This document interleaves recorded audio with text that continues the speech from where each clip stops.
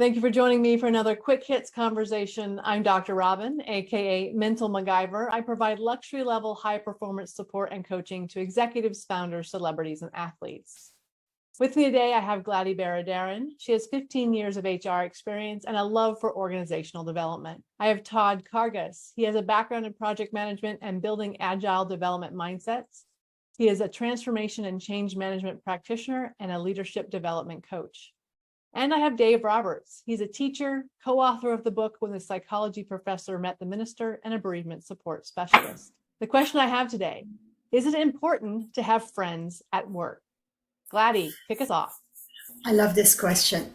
For me, based on my personality and who I am, it has always been so important to have a best friend at work.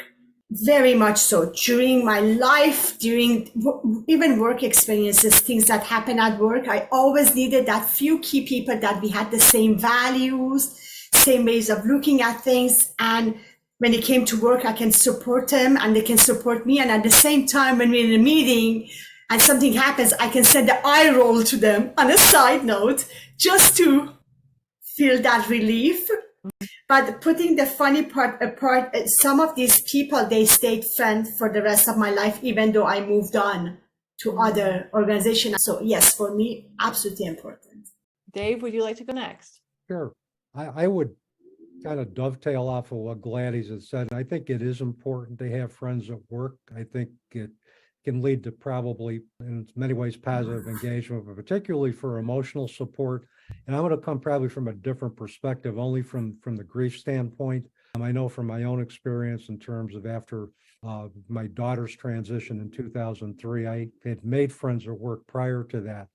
And being there after she had transitioned and during her illness really helped get me through a lot of tough spots. And a lot of times it's very difficult for individuals to go back to work because many times employers aren't as sensitive to the needs of bereaved individuals going back. But I had that already in place, and that made my transition a lot easier, among other things.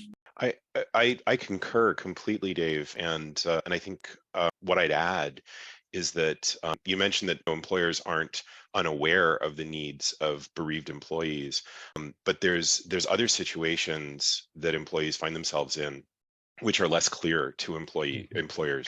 And I think what having a best friend or friends at work that you can rely on can provide is sort of that psychological safety that sometimes managers aren't able to provide. And I'll argue that in that situation, that's probably a flaw of the organization or of the management structure, that psychological safety needs to be created outside of that structure, because then it can become challenging. And Glady, you mentioned the eye rolls in the background, right? That those are required, or that those actually are helpful, can be indicative of a symptom, right, of something that's larger going on.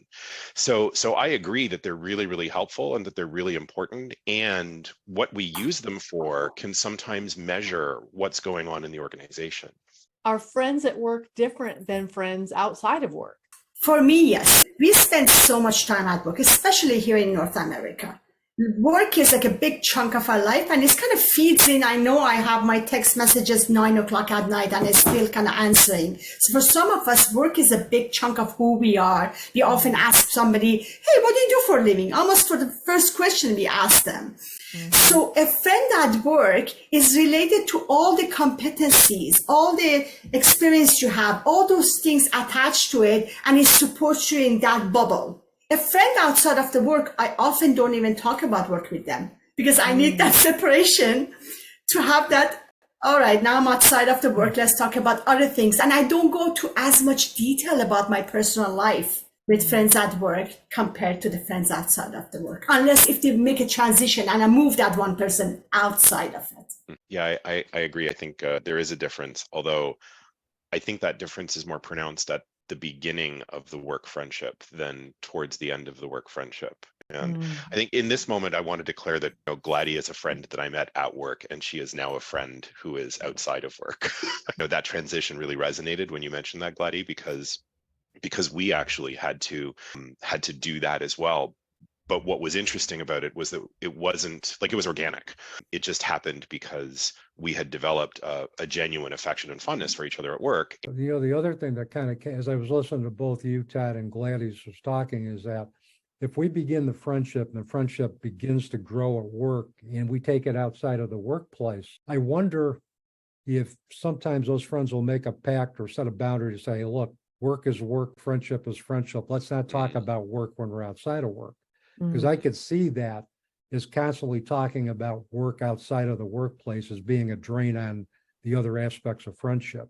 Is it important to set those kind of boundaries if that friendship grows outside of the workplace, so that the friendship doesn't dissipate? I'd love to jump in and just say that I think that had we not discovered that we had common interests and common values that were our shared work experience, I think that we probably wouldn't have developed a friendship outside of work. So some of that happens naturally, but I really also appreciate the idea of designing sort of how we're going to be together within different contexts, particularly if they happen at the same time. I'm thinking about the friends I had at work and how many of them became not friends after I left a job. Like they just disappeared. I have one person in my life who I met at work, and she and I are ride and die friends. Like we just are those kind of friends. But other than that, people I thought were my friends at work, when I changed jobs, they just went away. I often use the analogy, I've heard that many years ago. It's like a friendship is like a tree, and you have different type of friends, like leaves. They're there and then they drop and it's okay. Some friendship are branches, small branches. They last longer, but then it falls. And some friendship goes like to the root of the tree and it stays for longer. It's how you develop. What are the things you have in common? What are the things you have different that the person matches you? Something that you're missing that gives you that learning, that supporting each other. And it depends what you need in your life. And it's okay for friends to come and go. Those work friends provide value even if they don't last beyond the workplace. True. Yeah. Can we talk a little bit about the risk of having friends at work?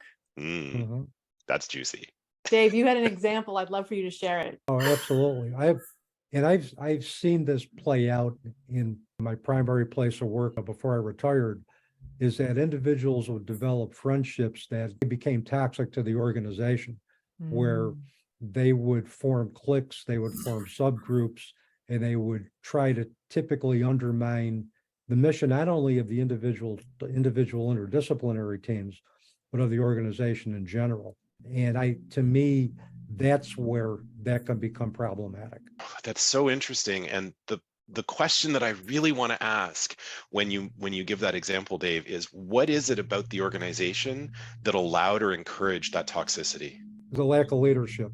Yeah. From the top. One of the things that I've also discovered is that individuals who were promoted to supervisory capacities from line counselor positions didn't have the necessary prerequisite skills to translate from direct practice into administration. It's a lot different when you're managing people as opposed to managing client issues.